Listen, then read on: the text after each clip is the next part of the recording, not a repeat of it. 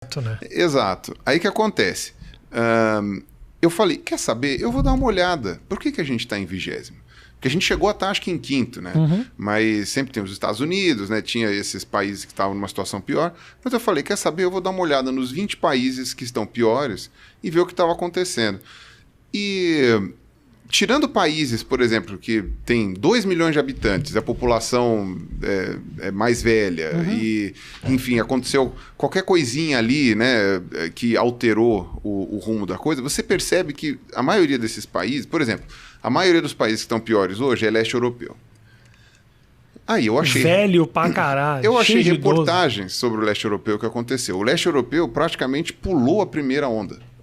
Porque eles agiram muito rápido e eles mandaram muito bem na primeira onda. Então começou a morrer gente na Itália. Fecha tudo. Os caras fecharam tudo, sabe? Tipo, da República Tcheca até a Polônia, descendo até a Albânia. Tipo, os caras fecharam tudo. O que acontece? Na época do verão, os caras abriram para o turismo, porque é basicamente disso que esses países vivem, né? Croácia, República Tcheca, Hungria, todos esses países aí vivem disso. O que acontece? E de pornô, depois... de pornografia. Muito pornô da República Tcheca. Ucrânia, essas coisas. Muita Ucrânia, muita Croácia. Enfim. Matheus tá, né? Leste europeu, tá manjando no Xvideos bomba muito. Tá manjando. Enfim, aí que acontece? Quando teve a segunda onda, eles esperaram mais uns 10 dias para fechar até terminar a onda de turismo. Porque eles falaram, puta, mas só um pouquinho, vai. Como eles não tinham tido a primeira onda e ainda não tinha vacinação, a maioria deles, né, não tinha imunidade, essas coisas todas. Aí veio a primeira onda em forma de segunda, né? Sim. Aí teve alguns outros papéis. Por exemplo, na República Tcheca, o pessoal simplesmente parou de respeitar as coisas. As pessoas pararam, não foi o governo. O governo continuou falando, não usa máscara, não faz aglomeração. O pessoal simplesmente cagou, porque eles falaram, estamos de saco cheio, essa é uma gripezinha. Por quê? Porque eles não viram o hospital abarrotado, eles não viram gente morrendo a rodo, eles não viram coisa, eles viram na televisão. Eles falaram assim, não, mas é outro lugar, isso é exagero da mídia. Então, eles cagaram. No que eles cagaram... Os velhos tudo empacotaram. Aí começaram a empacotar os velhos. Aí o que acontece? Aí, agora sim, todos esses países que estavam piores agora estão controlando já, porque na hora, né? Os países que têm presidente, né, ou primeiro-ministro, né, que tem um governo, os caras chegaram e falaram assim, não, vamos parar agora, né, porque pelo visto deu o pico. Teve, por exemplo, na Macedônia, tem a questão de ter muito muçulmano lá, né, e aí eles tiveram um feriado muçulmano, que eu não sei qual que eles adiaram para o segundo semestre. Por causa disso, né? E aí foi o Natal deles, entre aspas, né? Eu não sei, mas... Famílias unidas, abraços apertados. Não teve primeira onda, a gente não teve muita morte, então vamos se abraçar. Pronto, aí explodiu. A Hungria, que tem um presidente que é pareado aí, aliado do Bolsonaro e tal, né? Direitão. Na Hungria, os caras foram os primeiros a comprar vacina, lá daquele pedaço da Europa. E aí eles acharam que, tendo vacina, eles podiam já ir abrindo, afrouxando as coisas, porque vai vacinar mesmo. A Hungria tem 10 milhões de habitantes, quase 11, né? Só que eles ainda não tinham aplicado as vacinas nas pessoas, né? Então, quer dizer, eles abriram, né? Ao invés de eles aplicarem as vacinas que realmente eles compraram com antecedência e depois abrir, os caras falaram, não, depois a gente... Um monte de húngaro morrendo.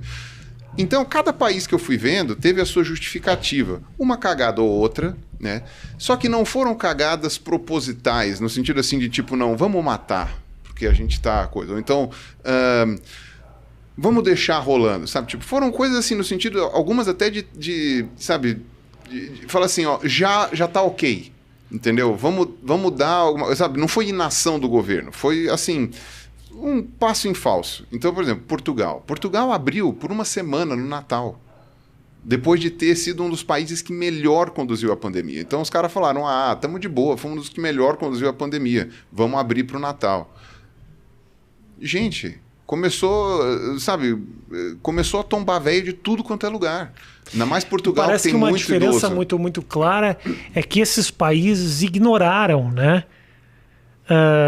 Ignoraram algo que eles não estavam vendo.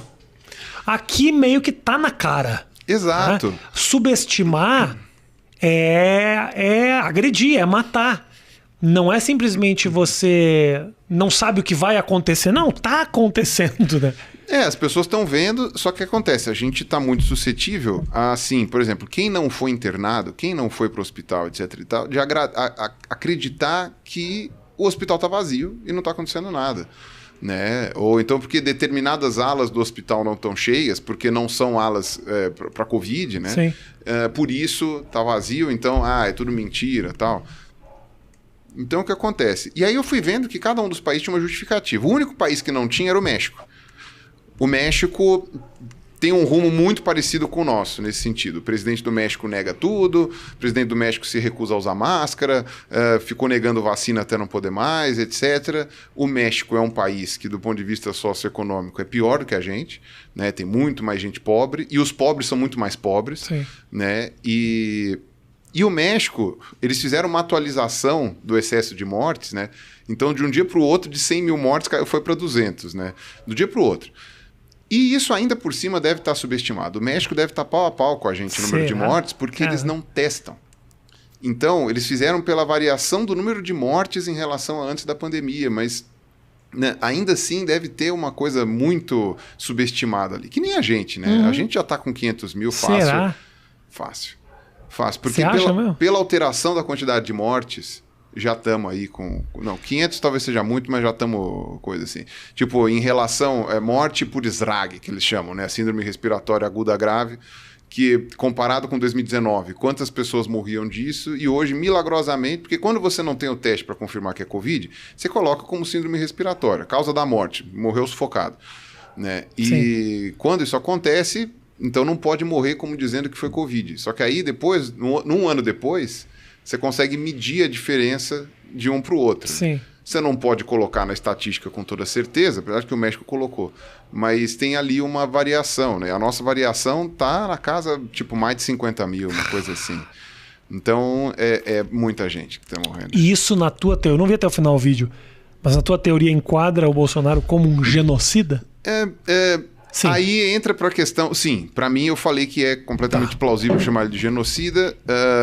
Teve um amigo meu, né, o Tássio Denker, que tinha feito um vídeo antes falando do ponto de vista jurídico, né, em que ele disse que pelo menos no Tribunal de Haia, né, que é o Tribunal Internacional, que o pessoal falou que o Bolsonaro poderia ser julgado e tal, pelo menos pelo Tribunal de Haia, ele não poderia ser enquadrado no genocídio, porque não era uma morte específica de um grupo só. Tá. Né? Talvez o que ele fez com os indígenas, né, no sentido de afrouxar as regras, tal, não sei o quê. Só que também não foi uma coisa, sabe, não mandou os indígenas para um campo de concentração, ele não mandou massacrar, ele simplesmente afrouxou e, tipo, quem quer matar índio mata. Sim, sim. Né? Mas ele não fez isso daí. Então foi diferente, por exemplo, de colocar judeu no campo de concentração e tal. Então, o crime de genocídio teria que estar vinculado a morte de um grupo específico. Mas o crime de extermínio, não.